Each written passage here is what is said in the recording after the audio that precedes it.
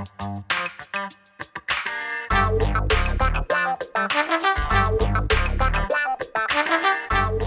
hey guys, welcome to this edition of Let's Be Blunt with Montel. And our guest today is a Washington, D.C. businessman and a cannabis rights activist, known for his role in spearheading the Initiative 71, which legalized cannabis in the District of Columbia in 2015. His activism extends to a wide range of efforts. Key among his causes have been the marijuana hemp politics and policies, GMO labeling, anti-war, and social justice. He's been featured on the Washington Post and the New York Times for his work. He is also the social action director for Dr. Bronner's, the body care company, which he has worked for since 2001. He's a founder of the DC Marijuana Justice Program, which recently announced its plans to offer free cannabis at vaccination sites across DC in the spring of 2021. Adam Eidinger, thank you so much for being a part of the show today, sir. Thanks for having me on your show, and it's an honor to be with a fellow cannabis activist. Absolutely, sir. You know, it's really interesting. I didn't realize that you had started the initiative that passed for full legalization in District of Columbia in 1971. You know, I think I don't know if you knew this or not, but I was the first person to receive one of the licenses for grow and dispensary in DC back in, I think it was 2010, 2011. 2012, around that time, I think is when the law was written in 11, and but what we did in 2014 was really legalize it for adults 21 and older, for the right to possess it, the right to grow up to 6 plants per person, the right to keep everything you grow, the right to give it away, but without cash, without being paid.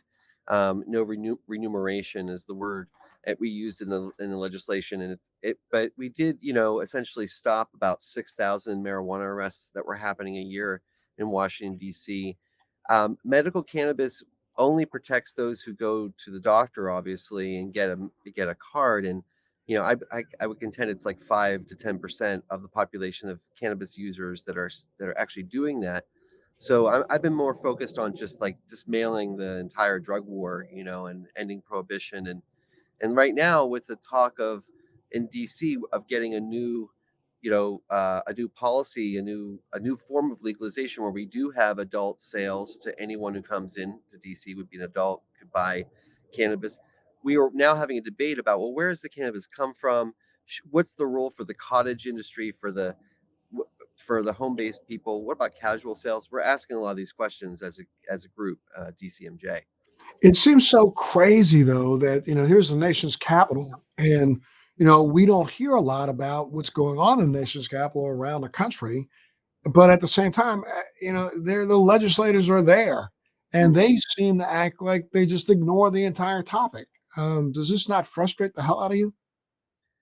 Oh, well, this past week has been incredibly frustrating, just because to hear the vice president's people say to the press that effectively she has the same policy as President Biden when it comes to cannabis legalization, which is President Biden does not really support cannabis legalization. He supports decriminalization.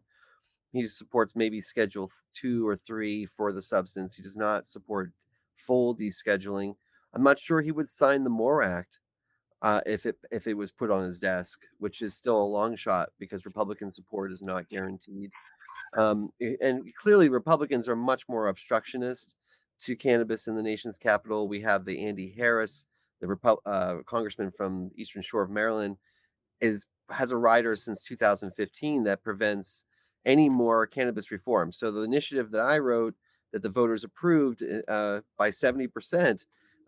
Really was supposed to send the DC Council into gears of creating a tax and regulate scheme and a production scheme where people could be legally in the marketplace, not just medical cannabis, maybe transition the medical dispensaries to legal adult use as well as medical, maybe have different tax rates. There's a lot of cool things we could have done that people wanted to do.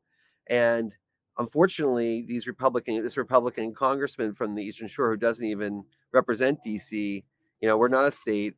And, he changed our laws effectively. He stopped our lawmakers from writing new laws. Now we're about to work around that. I think Congress is going to remove the Harris Amendment. Things are about to change, hopefully. But I am concerned, like you said, like, isn't it frustrating to have all these politicians in Washington that are surrounded by legal cannabis, people growing at home, actually saving a lot of money by growing at home and healing themselves, and sharing with their families, saving their families money. Why would politicians not want to put more money in people's pockets and actually give them safe access? I don't, in some states where legalization is occurring, there is no home cultivation, and my attitude is that should be the very first thing. And also sales. I wanted to pose this to you, Montel. Like, don't you think, like, when someone in your family says, "Hey, I know you bought that ounce of weed. Can I get some of it? I'll give you money for it. I just don't want to have to go to the store." And they hand you $40 for a small amount of your cannabis. That's currently illegal, pretty much everywhere, and that's just happening between family members. And I'm like, we if we're really going to end the drug war, we have to treat it like every other product that's sold, whether it's alcohol or whether it's food, or there's all these other things. We don't think twice about families getting together and reimbursing one another for store-bought groceries, or we do that all the time. But technically reselling some of these things might be illegal. Why would we just start with that? When we Because I'm afraid that when you get legalization, you get a corporate out of state players coming into every state and then setting up state operations. You start to get a model where it's like it's a cartel. It's a cartel model, and they want to keep it a certain way. They don't want interstate commerce. They don't want. And DC's like, we don't have any farmland. We really need interstate commerce, and we're being told all the cannabis is be grown indoors.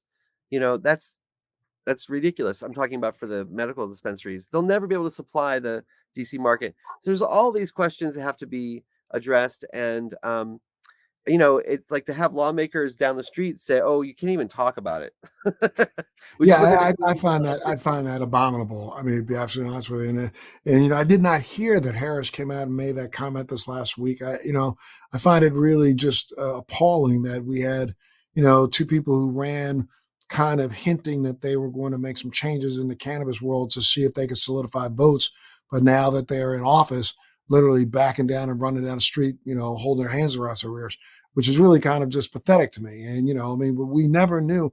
I mean, I was one of those people who spoke out against, not against, but spoke out to the truth about, Joe Biden before the election. This is a guy who, less than 6 months ago said that he still thought cannabis was a gateway drug. And we've got a vice president who was responsible for as many arrests or more arrests for people of color for cannabis in her state than any of the, attorney generals before her. So these were not two people that were friendly to the cannabis space. And I just it floors me as to why now. I mean, is it because they're waiting to see if some of the research that they're allowing to do, better supports this as a medicinal agent, so therefore they know that they can get corporate America, being the pharmaceutical industry who has always been against cannabis, into it, so that they could now start charging exorbitant prices for products that are literally just natural plant-based products. Yeah, I am appalled. I'm appalled at the fact that you can't even say, "Hey, could you go pick me something up and I'll give you a little money for it," in DC, the nation's capital. I'm appalled. You've been doing a lot of work, a lot of advocacy. Thanks. Starting out years ago, you did a program where you were giving away free seeds, were you not? Yeah. So after, fortunately, Initiative 71 did become law, and home cultivation is the law of the land in DC, and you can have up to 12 plants in your house. But everyone was like, "Well, where do I get seeds?" And nobody was selling seeds. So essentially, Wait, you couldn't sell seeds either, right? yeah, we couldn't sell them either. Because there was no sale allowed. See, the reason our ballot initiative had no sale of any substance was because DC ballot initiatives don't allow you to spend money. They have to be like rights based. And if you set up some sort of like tax and regulate system, we thought, well, you have to have some money spent. Like, you have to set up a program for that, and that won't make it on the ballot. Like, the Board of Elections won't allow that on the ballot. So we had to make it about, okay, the individual has the right to grow, the individual has the right to possess, the individual has the right to share it, The individual has the right to carry it outside up to 2 ounces when they're walking around with no fear of arrest. You have the right to smell like cannabis. You can have it in your car. It's not against the law to have it in your car. Um, you just can't be, using it while you're driving. So, uh, there are a lot of rights that were afforded, but sale wasn't addressed. And we just thought, well, the DC Council will do that. That's the next step. And then, boom, Congress stopped it from anything changing. So this is created a really weird situation in DC where you have a lot of businesses that are right on the edge of legal. They pretty much are on the side of legal, but just right on the edge of not being legal. And some of them have been prosecuted. Some of them offer you buy a T-shirt, you buy some grow equipment, and they give you free cannabis, or you buy a bong and they give you free cannabis. And where's this cannabis coming from? Well, some of it is grown at home and on the premises where these businesses locate, and they're actually cottage industries, and it's kind of neat what they're doing, and it should be legal what they're doing. But then there's other people that are just smuggling in from the West Coast or from Oregon, or any state that has a surplus. Or it could come from Kentucky, and it's all illegal cannabis, and that's just widespread in DC. And we recently had a report that DC had the most expensive cannabis in America, both in the dispensaries and on the street. And so why wouldn't you expect people from all over America to be sending their cannabis here to try to sell it here? And the funny thing is that shouldn't be a problem. Like that should just be taxed and regulated as well. And then when you talk to the politicians, like, what are they waiting for? Like, you need the tax revenue. You could do an interstate tax. You could have a tax on domestic production. We could stop growing under so many lights. You know what? What I'm almost wondering if the power company is behind all this, because they seem to be the only one that really benefits from indoor cultivation in the long run. Because when the Right. price drops, you built a $2 million in a warehouse full of expensive lighting equipment, and it's basically like growing on Mars, like growing underground on another planet effectively. And suddenly the price goes from, $3,000 a pound retail to, I saw an ounce of cannabis sold in a store here in California for $94. And that's in a store. So, it's really, the price is plummeting. I mean, I've $50 an ounce wholesale if you're buying by the pound underground in California. And I don't know why the politicians don't just look at the real market and say, let's help these people be a real cottage industry, get every single illicit grower, every single illegal dealer, give them a license, get them licensed, and we'll work with them on making their businesses better. That would be real equity to the people directly affected by the drug war. I've been saying this more and more. We need to legalize casual sales between friends and family, so that's not even a crime. So when someone makes a deal with their cousin, which is such a common thing, I mean, I appreciate that there's a legitimate storefront and place to go that's tested, regulated, and taxed. I'm all for that happening. I'm not saying we should do these things at the expense of having the brick and mortar and delivery and all these other options that are out there for business models. We should do them all. But to leave out all these cottage industry people and act like they don't have a voice, well, there's way more of us in the cottage industry, way more of the underground people than there are people in the legitimate industry, in the so-called legitimate industry. So I'm just looking for like policymakers that really just recognize that we just had COVID. We're in a radical state of mind as a species, and we're open to really radical new ideas. Let's start thinking about this as not a big deal anymore. And only the big guys need lots of testing. Only the people making millions of dollars need, severe restrictions and regulation, because frankly, they're the ones who are going to get people sick if they do something wrong, because they have such a huge customer base. But the micro farmer, micro grower, the person who's just supplementing their income with like $10,000 a year of sales from their backyard garden, they should be given a legal pathway to report that as income, pay taxes on it, and actually be able to publicly be recognized as a home grower who legally sells it, instead of just, I'm in the shadows, and maybe expand their business till they eventually do become a brick and mortar. Yeah, I mean, I can imagine that some of my viewers are going, "Wait, explain this to me again, Adam. I don't understand." You're saying that in Washington D.C., because the law allows for the individual to grow on their own behalf, they can grow up to 12 plants. And if a person is a fairly good little gardener, their 12 plants, at full maturity should probably be able to produce for them, somewhere around 8, 9 pounds, right? Don't you think? Well, that would be a very successful grow. It would be an outdoor grow, obviously, getting that kind of quantity, like a backyard, and that's Right. definitely happening. I mean, I think, yeah, let's just say 10 pounds for a proficient Yeah, grower, just for sake of argument. So 10 and just so pounds. we can do So the now, math a little easier. So, but if I grow my 10 pounds, that yeah, 10 pounds, I can do whatever I want with it as long as I don't sell it. correct. So Right? I Yeah. can take that 10 pounds, walk down the street, knock on every door, and give every door, an ounce. No, well, okay, you can give an ounce at a time to other people, and you can carry with you only 2 ounces, All unfortunately. right, so I'm carrying two, so I go two doors down, drop off two, Yeah. come back, and I drop off two. But I can do Yes, that. you But can if read I back and but if forth. I asked one of those people out of the, what would it be, 16 ounces per day, so it'd be 160 ounces. Any one of those people out of 160 ounces to give me $5 for the dirt and water that I use to grow that, I could go to jail. Yes, and they are prosecuting people in DC for this. There were over 500 prosecutions for sale just in the last 12 months that we have reporting. So there's definitely arrests still happening. Now we used to have 6,000 arrests a year for cannabis. Now we have 500. There's been a vast improvement. I'm proud of that, but we're not done yet. And actually, that last 500 is the most interesting group because they're the people selling it and there's actually money involved.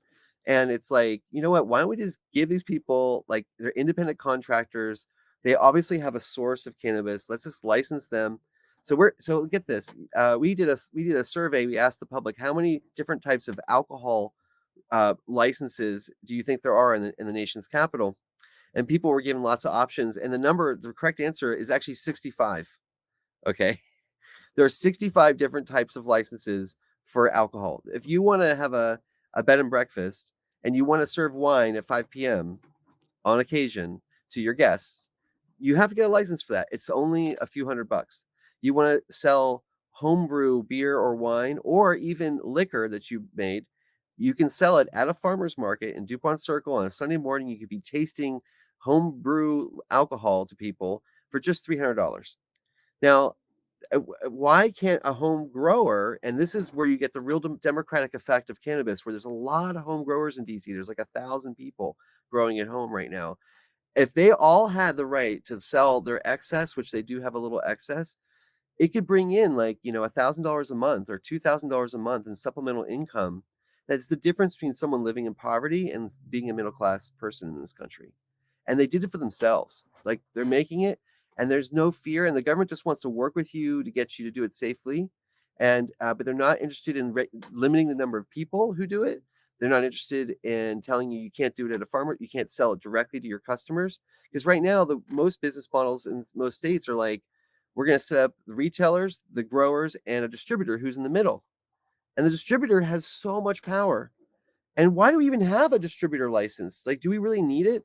But I could see a need for the home growers to have a distributor who could work as sort of like a funnel to the dispensaries. So, in a sense, the home growers would also be able to sell to the dispensaries, increase the variety of cannabis in the dispensary market, actually have locally grown by like real residents cannabis when it meets certain standards, of course, but available in dispensaries. This is a vision for like really a free market for poor to high income people. Everybody is in the free market. But what I see in every single state is middle to high income people might be able to get into this business, but low income people seem to be locked out. It's like not working with them. It's like the woman who sets up a small taqueria, like taco joint on the street under a pop up, who's an immigrant, does that first before they actually get the brick and mortar business for selling food. You see it all the time in DC with immigrants setting up small little enterprises, literally like a push cart kind of business. That's how we have to treat low income people. We have to give them a you have an opportunity to get in this. It doesn't have to be, $500,000 in the bank and you know, lots. Yeah, I mean, imagine signing a lease for a space. I mean, you've probably done this already, but like signing a lease for a space and not making any money on the space for a year, waiting for your license. The Right. licensing literally says you have to have the space already secured. You can't apply for the license and then, oh, we'll go get the space. So you're blowing money on rent. You may not even get the license, and they're only offering 5 more dispensary licenses under the medical program in DC in the next few months. Only 5, and this is after many years of only having, I think, total of 8 in the Right. District of Columbia. So you know, there are 10,000 points of sale for alcohol in the District of Columbia, 10,000. So what are we doing here? Like, if we had 1,000 points of sale for cannabis, it would only probably like bring more revenue into the taxpayer coffers and spread the freedom around, you know? So, but I mean, you're hearing me rant about this because this is what I'm saying pretty much every day to DC council members. We're meeting with all of them right now. Our community organization is really a loose affiliation of cannabis activists, and that's why it's stayed strong all these years, because we didn't get bogged down in hierarchy or who's in charge. It's where everyone really does get to speak for themselves, and but what's been, if you distill like all the free speech in our group that comes out, we meet at public libraries, we meet on Zoom now. We People are telling us we want to have a way for literally any person to get into the cannabis business safely and legally. And then when you think about it, you have to have like casual sales in there for that to happen. So, Absolutely. you know, Well, look, let's slow down for just a second so we can give some people some of your background. Talk about where are you from? You're from DC originally? I've lived in DC most of my life, but I was born in Pittsburgh, Pennsylvania, where I graduated high school from Taylor Alderdice. And I was really interested in student government. I was student council president my senior year, and I just took real interest in Washington D.C. I wanted to go to school there, so I went to American University and studied public affairs. I worked for a couple members of Congress back in the '90s. I had an unpaid internship and then a paid position, and really got to see how Congress works from the inside. Became a Green Party member, really out of dissatisfaction with Bill Clinton on the drug war. Like, I was shocked that we weren't getting more reform, and I worked on the '94 crime bill. Fortunately, the one that Biden helped usher through the Senate, which was a catastrophe for people of color primarily, and communities of color all across America were targeted with that bill. I even witnessed, unfortunately, racism in the congressman's office by constituents. I worked for a Florida congressman, a mayor from a town came up and used the N word in the meeting with the congressman, and the congressman didn't correct him. And I ended up resigning that day. I couldn't take it anymore. I didn't want to work for free for this guy anymore. I worked there for 9 months. I mean, it was cool to have access to the White House. I actually got to go to the White House, and it was for the crime bill. And the reason they sent me as the lowly intern who was still in college is because none of the older staffers who were liberal Democrats in this office were willing to work on the crime bill. They were all like, no, this is a ridiculous bill. I don't support it, even if the congressman supports it. And they were revolting against the congressman. And they sent me, this like, 19-year-old to the White House. And all these years later, I remembered that as like, didn't know what I was doing. I was a kid, and I'm gonna work to change this. I'm just like all the other people who worked on that bill are now like, we need to fix this. This was a disaster. Even Biden says it was he regrets it. It was a disaster. So yeah, I became a Green Party member, and I ran for Congress a couple times in DC. I set the record I got 13% of the vote, but third parties really um, don't do well. And I started to rethink my decision to leave the Democratic Party. And my parents are strong labor Democrats in Pittsburgh. And ultimately, I think it was in 2013 when I decided we were going to do a ballot initiative to legalize cannabis in DC that rejoined the Democratic Party. And I'm glad I did, because I think the Democratic Party is becoming more progressive. So I've been actually working to unelect certain Republicans like Andy Harris and others around other prohibitionists around the United States. I've helped with ballot initiatives around the country. Back in 2010, the unsuccessful first attempt in California to legalize Prop 19. I gave $30,000 from my Capital Hemp store. Uh, my partner and I, Alan Amsterdam, um, were doing very well financially in the middle of the financial crisis. And And you had started a store called Capital Hemp? Talk about that yeah, for a second. yeah, yeah. So Capital Hemp was kind of a activist project that some hemp activists, namely Dion Markroff, who I'm celebrating his life this coming weekend. He recently passed. Dion turned me on to this idea that there needs to be a all things hemp store in the nation's capital. This was like 2007. And by 2008, we opened the store and it had hemp walls and it had hemp uh, everything. I mean, from books, clothing, paper, food, cosmetics, and then it had a small smoke shop in the back where nothing was officially for cannabis, for marijuana. It was actually for supposedly for tobacco or for legal herbs. So we were playing this game. There were no smoke shops in DC at the time. They'd all been shut down about 15 years earlier. So we kind of reopened the cannabis presence in the nation's capital. And at first, it was widely received well with the community, and we had great sales. And we sold a lot of hemp clothing and did seminars in our store on education events. But as time went on, the more political we got in the community about certain issues of development, and we started to become a target of certain developers and certain politicians, and ultimately the store was raided, and we had two stores actually, and all of our employees were arrested. I was arrested. This was not my first arrest because I've done a lot of civil disobedience in my life, but this was an unplanned arrest, and we were sitting in jail just for a day, but ultimately made a plea deal to get the charges dropped against everybody, and and then we closed the stores. But we did have all of our property returned, which was interesting. Like all of our bongs and vaporizers and things that were considered drug paraphernalia were actually returned to us intact with police identification numbers on them, and we were able to stay open for 4 more months while we were waiting to be shut down permanently. And we sold through the stock, able to pay our lawyers, give nice severance to our employees. And it was a really sad moment, as you might expect, to have the government take away a very successful business. Had paid almost $1 million in sales tax to the DC government at that point. It's like, why are you shutting this down? And ultimately, the community said you have to change the law. You have to legalize cannabis now. You have to legalize sale of drug paraphernalia now. Just do it. There's no rider preventing you from doing it. Congress is not standing in the way. Democrats in Congress, just do it. And we collected the signatures out of my house.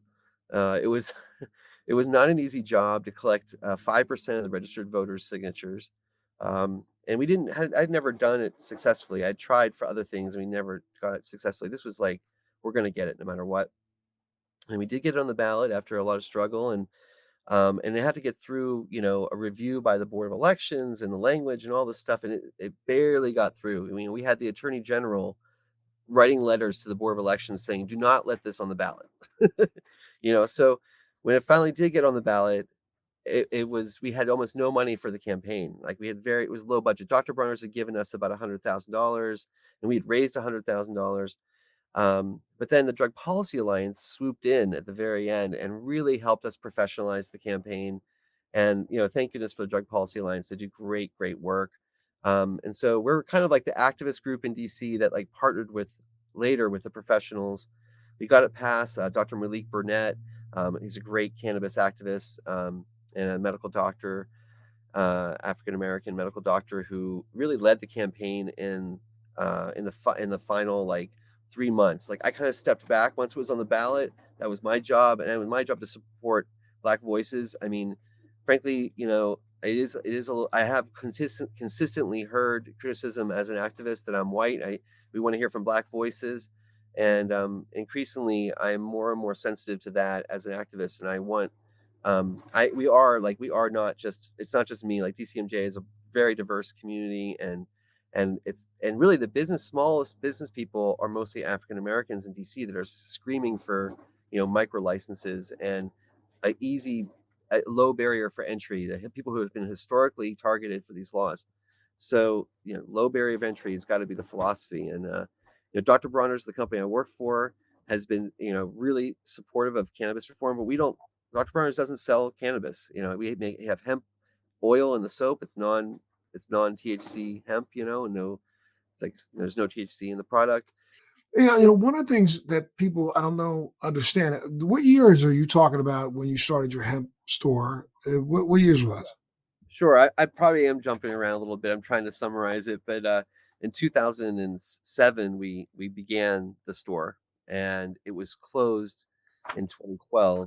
In late 2011, it was raided, and it took like about 9 months to go through the process with the. And then but I mean, in 2007, 2008, what people don't understand, even though it took the hemp bill to rocket hemp across the country, hemp was already legal Mhm.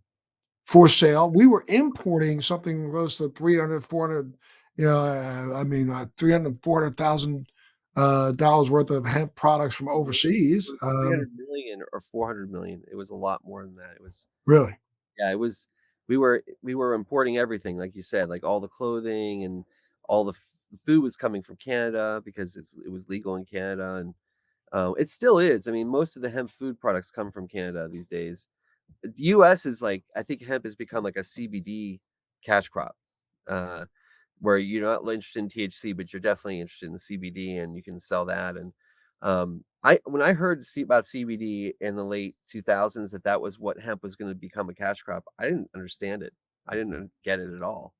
That this was going to be the reason why people um, want to grow hemp. I thought they were going to grow hemp for building materials or for paper or for clothing, and it turns out that those are those industries are just getting their uh, start. And I did visit last week a hemp wood factory in Kentucky, and it was really impressive where they were compressing the hemp and making beautiful flooring material with like by it's like a natural flooring material with the hemp on the top. And um, you know it's a new product, the hemp wood, and people can look it up. They're on their Well, but equipment. people don't want to admit the fact that what they didn't realize is that this country was basically built on hemp.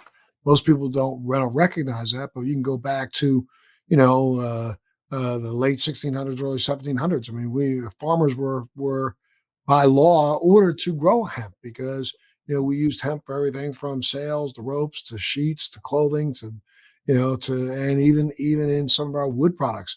So it seems like was old as new again. But the fact that I know what 2 years ago there's a couple publicly traded companies right now up on the stock market who are using some of the material, the cellulose material, because they've recognized that cellulose material from hemp has a higher retention rate for electricity than even graphite. So we may end up finding that the hemp replaces graphite in batteries. And you were way ahead of your time by growing your store or building your store out of hemp bricks. But I mean, if we were to do a lot more building that way, especially if some of the buildings like parking structures and malls and things like that, we could literally start sequestering some of the CO2 in the atmosphere because it's absorbed by the hemp brick. People don't know that. So I agree with you. I'm surprised that the ancillary industries haven't taken off as quickly as they should have and could have. What do you think is holding that back? Okay, well, infrastructure. I think there's a lot of investment that's needed to produce, for instance, hemp paper. I am friends with one of the foremost hemp paper makers in the United States, and she actually worked with a mill desperately trying to get this mill to be able to decorticate and process the hemp into paper, and it just didn't work. Like with the existing equipment they have, the only place in the world with really specialized equipment for hemp paper is in China. And there was a trade embargo with China for the last 4 years under Trump. And I found out something very interesting when I was visiting Kentucky, that the factory that is a hemp wood factory and employs, I don't know, a couple dozen people. Um, they didn't get their equipment that they had ordered from China to press the wood in time, and they were delayed. Their whole production was delayed by this trade embargo. And in the end, using, I guess, connections with Mitch McConnell. And I mean, they didn't tell me this, they used that connection, but I'm just assuming because or maybe it was Rand Paul. But in the end, Donald Trump signed a waiver so they could get this hemp board machine to be shipped over so they could do it on site, near all these farmers in Kentucky. But again, like we need to really grease the wheels of getting the infrastructure in place to process hemp into all these other products, not just for food. I mean, it's sad to say, I've been to Canada many times to visit the hemp farms up there for hemp oil. Many of them are organic, certified organic, and some are conventional. And the conventional ones are still spraying Roundup on their fields. And we know Roundup, it causes cancer. It really does. It should be banned from the Home Depot. Uh, but it's still being used to clean fields of weeds in the springtime, and then they plant the hemp seed afterwards. Hemp is a phytoremediator. It'll pull it right out of the ground and put it into the fiber, or even into the seed. And so I'm let's grow this in a regenerative, organic way. Let's have living soils. Let's definitely grow cannabis on a large scale, but doing it with chemicals and synthetic fertilizers, pesticides, herbicides. This is old thinking being applied to a new crop, and we shouldn't be a new again crop. So we shouldn't be just assuming that that's how you do it, And if you grow it right and you do rotation of crops, you don't have a weed problem, and you don't have to till even. You can do no till. So and then you can prevent erosion and runoff and retain more of the nutrients in the soil. So um, I'm hopeful that more people are catching on to that this is part of a bigger farming system. And but really, if you look around the world, they're burning bales of hemp in Canada because they don't have a market for it. They either burn it or they compost it, but a lot of it is just not being used because there's no processing equipment. I think the U.S. government and the Canadian government, since they historically oppressed people who were interested in cannabis, oppressed this industry, prevented it from growing, they should be actually restarting the industry, like restoring what should have never been dismantled. Like, kind of imagine where would it be if we had never banned cannabis in the 30s? Would we Right, still? maybe there's some tax acts when we banned it, but then, remember our government stepped up and had hemp for victory during Yeah, World War II. So we, yes. restarted a program again in World War II, then we shut it down again. And I mean, it's ridiculous the way we look at hemp when we recognize how much value it can be across the board. I mean, you were Mhm. talking about the fact that it leaches, toxic chemicals out of the ground. Well, we know now that if you were to plant, fields of hemp in between, rotations of crops, you could literally help purify the soil a little bit in between every round of grow. Um, you could plant hemp alongside certain crops to pull those toxins out of the soil before they hit the food grade products. So it's really stupid. I can't find another word, and that's a bad word to use, but I just find it ignorant that we won't do what we claim we will want to do, and that's follow the science. Exactly. Follow the science, and the efficacy of cannabis as medicine. The Institute of Medicine said in 1999 that it had efficacy, that it was really medicine, that it really helped people. Why are some people still debating that? Like, some politicians are still debating it. It's not even in medicine. Like, they don't see it that way. But that same politician who debate that doesn't even know that our own government owns a patent. Yeah. Those same politicians don't even recognize that our money that was spent by NIDA and other organizations was spent in places like Israel and around the world to conduct research to Mhm. discover all the things that we've now recently discovered. I mean, remember Meshulam, I think, identified the endocannabinoid system back in, 1986 and 1992 and 1996. So information was coming out that we funded. Yet we've taken this back burner, and I keep talking about it now. You were talking about China there for a second, but we now know that China is growing hemp for worldwide distribution. Colombia is growing hemp for worldwide distribution, and just like you were talking about, what's going on in Canada, where they're using Roundup. Well, who knows what they're using in China Mhm. that we're going to now start to import here and use as Well, a yeah, food and grade like chemical. about the phytoremediation aspects of pulling things out of the ground and putting it into the actual plant. If when they did that at Chernobyl, after the Chernobyl disaster, the radiation was like on farmland pretty far away, but they wanted to get that farmland back. They grew hemp for 10 years, and each year they were able to measure with a dosimeter how the radiation levels got lower and lower and lower until they finally got to a point where like there's not any radiation here to be concerned about. You can grow food here again. And but what they did with that hemp, they had to bury that hemp. They couldn't they couldn't make any products out of it because it was radioactive at that They couldn't point. burn it. They couldn't burn it. They had to literally put it underground and just bury it. I guess it's carbon sequestration a little bit there, but you're also sequestering the radioactive material. But it was the right thing to do. Like you don't use if you're going to use it to clean up an industrial site, you don't make anything from that hemp. You just use it to literally transfer things out of the ground. It's kind of like cleaning the soil for you. Right. Um, but if you're a farmer in say Iowa and you grew up there, you were born there and you're like 60 years old now, you know what I'm talking about when I say that the topsoil has disappeared. And they used to have about 2 feet of like sandy loam, beautiful, rich, dark soil all across Iowa. And now it's like 4 inches to 6 inches in some places, but it's pretty thin. And that means that what we've been depleting the soils, we've been letting the soils run off, plowing it, it's blowing in the wind, we're not regenerating it. You need to leave the roots in the ground. You need to like think about every crop has to we have to do this pretty much with every crop now. If we're going to have topsoil in the future, and we can't just like take topsoil from one place to another place and think that that's somehow going to solve the problem. I mean, there's a lot of soil being made on farms now. Like they're just mixing it from scratch because there's no topsoil left. But I have been to Northern California where there's a tradition of cottage cannabis industry. Many times I've been to Northern California actually to visit for work.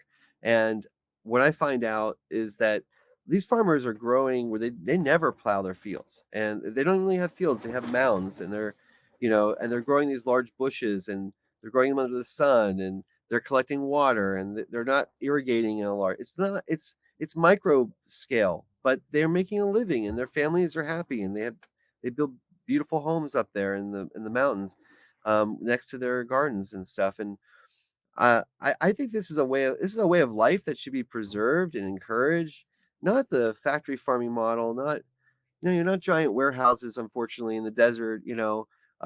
We should be encouraging where the plant really likes to grow, where it really thrives, and those places should be able to sell it everywhere. So I'm hoping we get to that point. I am nervous about you mentioned we mentioned I mentioned Kamala Harris, and then you mentioned Harris, and it's like I'm looking to her because I feel like she really gets it. She's introduced a number of legalization bills. She's pro descheduling, Um, so can we just get her to see the practicality of not letting this down? Look, one thing I'm going to say historically, you talk about World War II. FDR, who led us through World War II, also promised to end alcohol prohibition in 1932 when he was running for president for the first time against Herbert Hoover, and he said, I'm going to end it. We're going to do repeal in the first year. In the first year. And that meant like changing the US Constitution in 1 year. It's not an easy thing to do, right? He did it in 1 year. And then when they got rid of repeal in just the first year, and it was like everyone was on board, prohibition was over, it gave people hope that the country could solve even bigger problems, namely the depression. And it was sort of like, wow, FDR is a great president. He got this done in the first year, and it was a problem for the last 13 years. What can we do now? So if we can just check off cannabis legalization at the federal level, just check it off, it's done, we did it, we're past it. Think of all the problems we can then address next that we're not addressing. Because this is an easy one. This is just a man-made problem. And I want to deal with reparations still. I want to deal with historic injustices in this country. We have a real racism problem in this country namely from white supremacists. Uh, these problems aren't going to be easy to address if we're still dealing with this drug war. That Right. everybody wants to end. you know, Right. But it just seems like, unfortunately, it seems like we're gonna have to wait for the passing of certain people before we can take a step forward. I sure hope not. I've seen my parents change. My parents were totally anti-marijuana. I didn't use marijuana in high school. I was straight edge, although I drank alcohol. And when I got to college, I started using marijuana. I said, "You know what? You were wrong. It's not that crazy. It's actually better than alcohol for your life, and it's a good choice." And it took like 20 years to convince my parents that basically had to legalize it in Washington D.C. to convince my mom and dad that it was the right thing to do. So I think people do have the capacity to change. They see what's going on around them, and even Joe Biden. And when we talk about Joe Biden being this drug warrior, you need the drug warrior to end the war. Many years ago, I was in Israel, and an Israeli soldier told me if it wasn't for the right wing making peace with the Egyptians in 1979 with the Camp David Accords, there wouldn't have been peace. Because the left, they always want to make peace. They always want to end the war. But if you got to convince the warriors that it's time to make peace. And really Biden's a warrior, and he's some, and you mentioned Kamala too. I think she's less of a warrior, but you know, if they make the peace, it's gonna last. So let's just like wish them on to this. It's not done deal yet that they aren't gonna do it. They still have some time. And I think we have to be positive and maybe engage more with the Democratic Party than we have ever before. And like, no, this is a Democratic Party issue. You have to do it. And it's something though that again they have to be willing to talk about. And unfortunately, we don't even again, remember they made multiple statements during this would be something that they would address in the first 100 days. Well, we're past 100 days and they haven't addressed it. So now are they going to just be silent? I don't think we're at 100 days yet. I Okay, think well, that's sometime in April. I think right, we have a little more time. I'm expecting a big announcement on Capitol Hill about cannabis in April. I think they're saving right, it 420. Now, I will break some news here on your show, and I'm going to probably get in trouble for it, but I'm going to tell you this. I know that Eleanor Holmes Norton, the Washington D.C. Congresswoman, who I think is a hero for D.C., has done so much good work. She she has a letter she's drafted that she's trying to get cannabis in the U.S. botanical gardens, which means there'll be actual hemp plants growing in the botanical gardens. Now it's not public yet. It hasn't been a single article written about it yet, but it's something that like as one activist to another, I can tell you to get excited about. But I don't just want cannabis in those botanical gardens. We need it. We need it to be like legal across the country. But it is kind of interesting that it's a medicinal plant. There's a medicinal plant garden in the U.S. Botanical Gardens. The architect of the Capitol runs the place, but the place is still surrounded by fences because of what happened on January 6th. right. And honestly, DC has changed quite a bit since January 6th. As a most of my life resident, it's it's not a pleasant place to be. Unfortunately, we've lost something. We need to get those fences down, and we need to hopefully get to a safer space where security isn't tantamount, and where freedom is. But I guess all your viewers from around the world, as a Washington D.C. resident, I want you to know that we were well aware that the threat was coming a few weeks in advance, and we had had 2 rounds of protests with these Proud Boys and neo Nazis, and just a host of bad people, really bad people, all Trump supporters. They had been coming to town for 2 months prior, and they had burned banners in front of churches. They had assaulted dozens of DC residents who were just walking down the street that they knew were from the town, and they just beat them up. It was like, what is this Nazi Germany?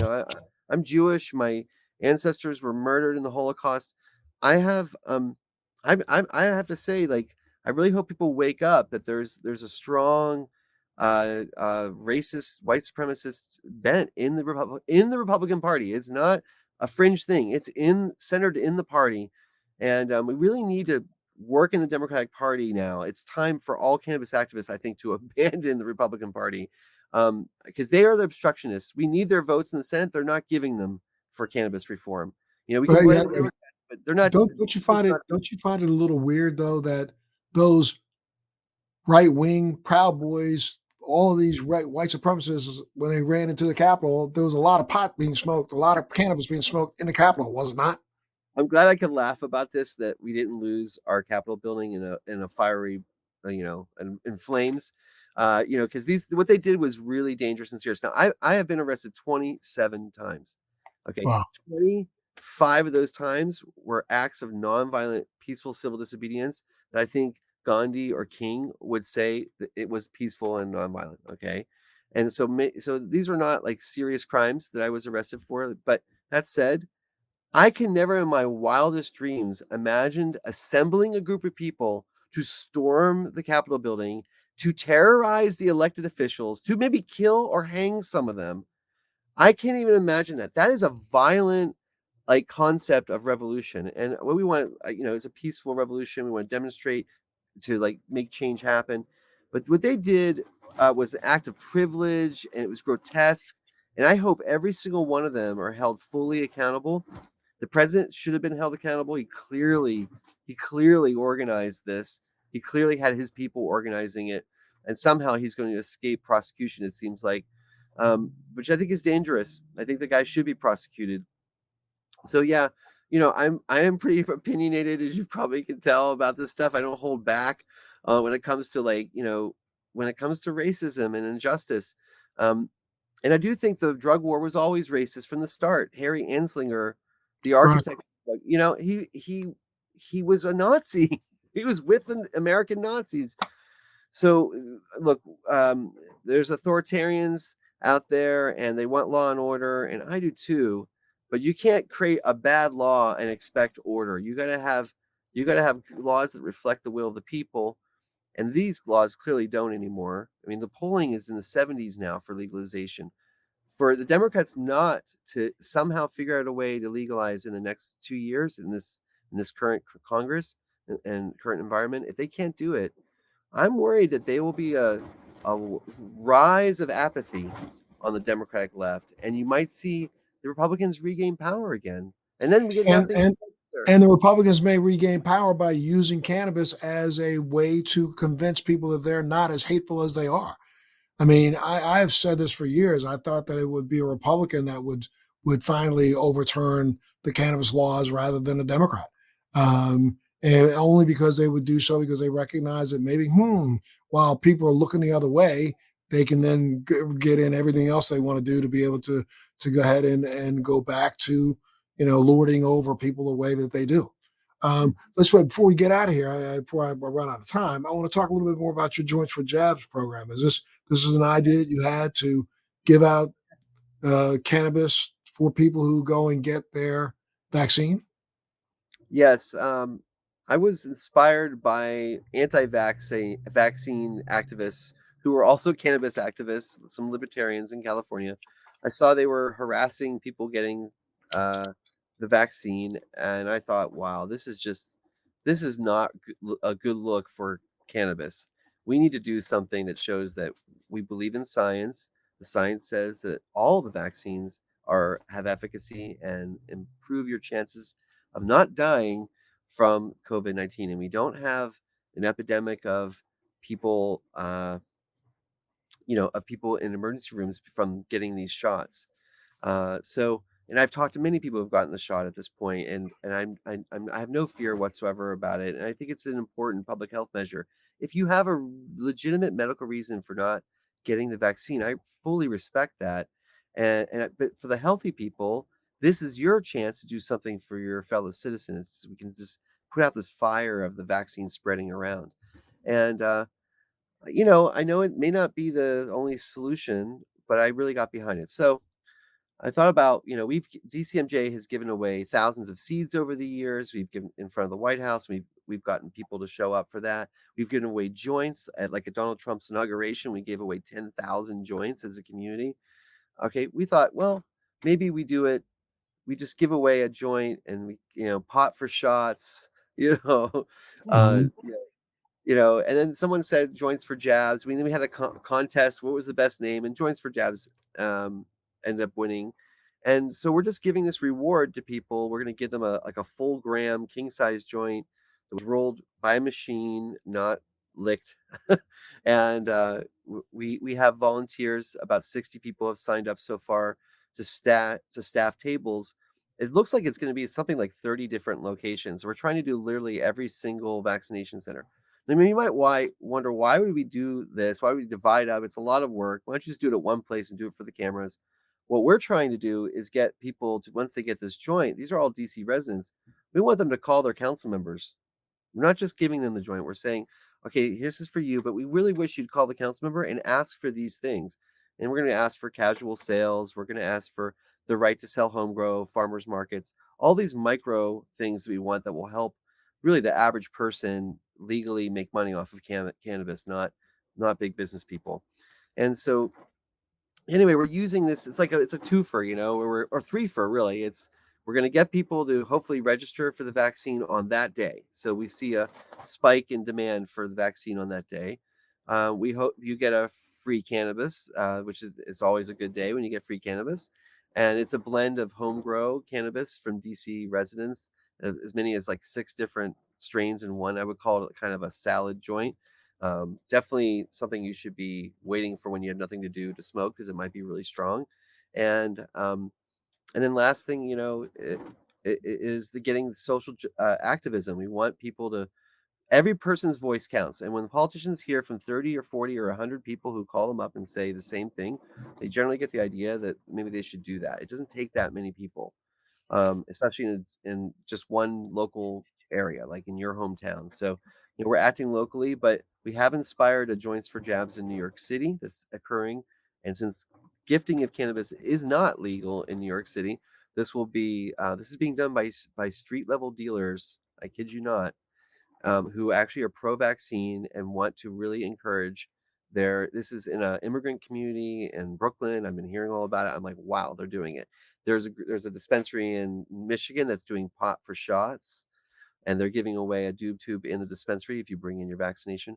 I think this is just like any other industry, like any other community. We should all be doing our part to encourage public health, and this vaccine is part of it. And not everybody likes getting a shot, and we can all acknowledge that, maybe laugh at that a little bit. And then some people have said that you shouldn't smoke the joint right after you get the shot, that it might interfere with the effectiveness of the vaccine. There's no evidence of that. There's no evidence of that at all. As a matter of fact, it probably would help because we recognize the anti-inflammatory effects of cannabis, and it would probably help with, the soreness in the arm. So I don't buy that at all. I got to tell you something, Mr. Eidinger. It's such a pleasure having you on today, my friend. I'm almost out of time. Okay, Um, I we can I take some more literally questions. would want to know, geez, how do we clone you? You know what I mean? Thank you. It's really nice of you to say that. But I do have a question for you.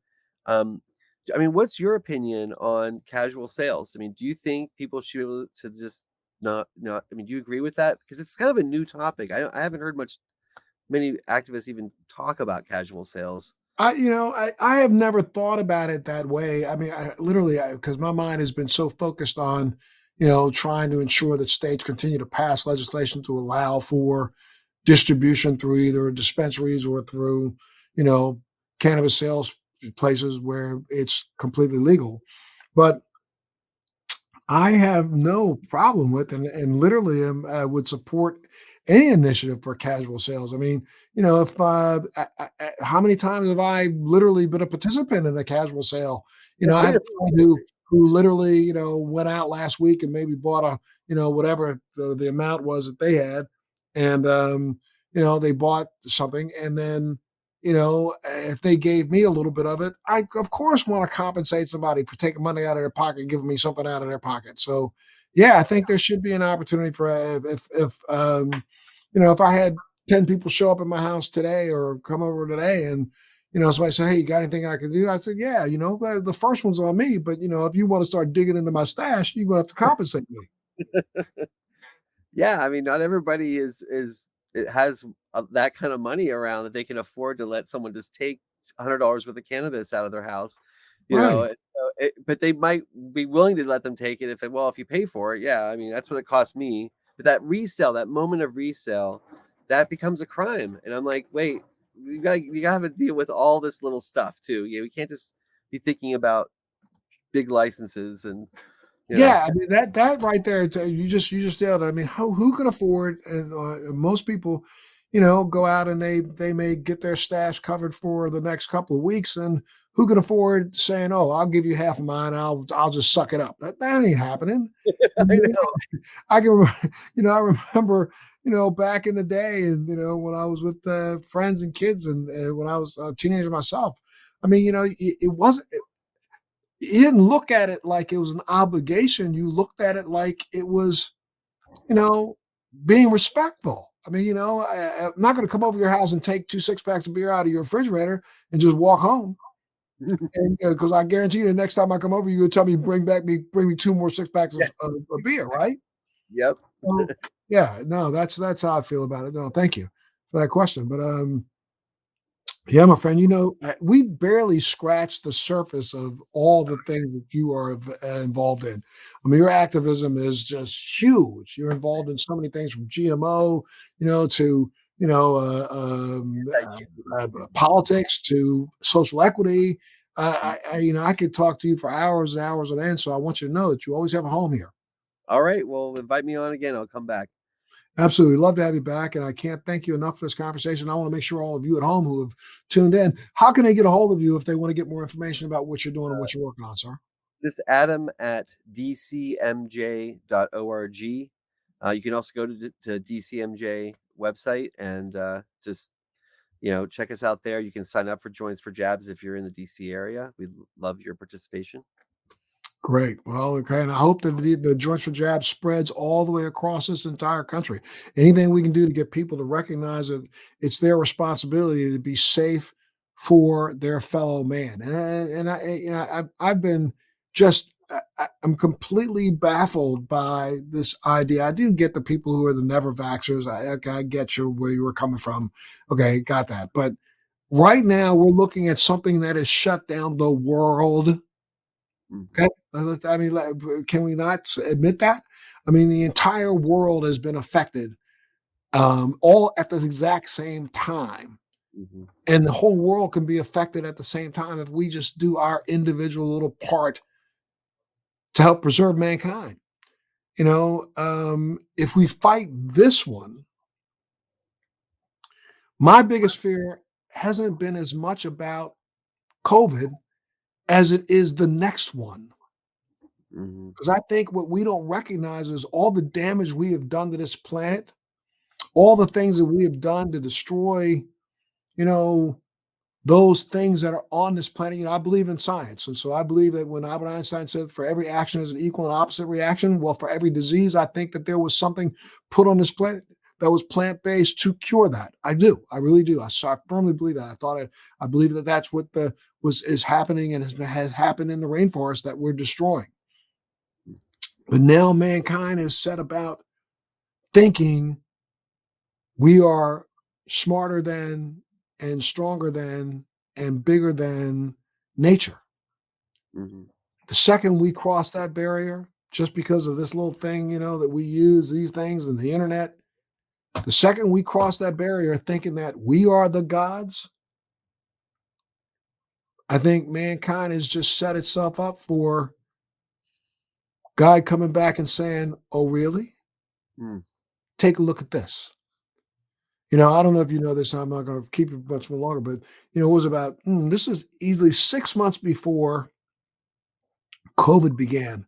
I remember reading an article, and I think it was in the New York Times, but it might have been in the Washington Post.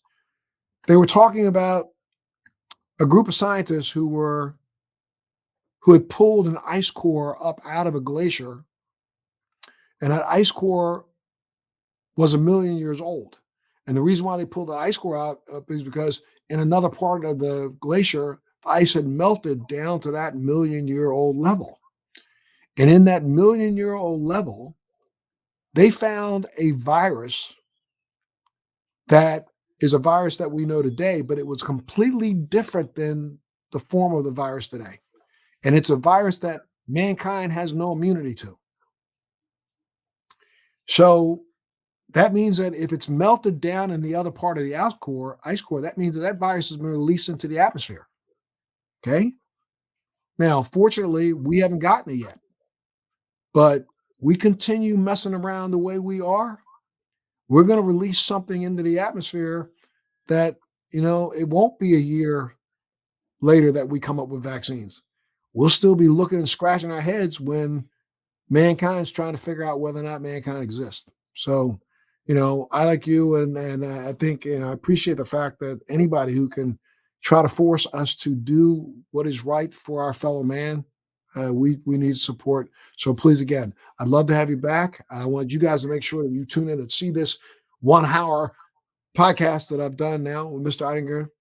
And I'd love to have you back. So let me know whenever you have time, and we'll reschedule. All right. Sounds All right, good. so make sure you guys tune into the next Let's Be Blunt with Montel.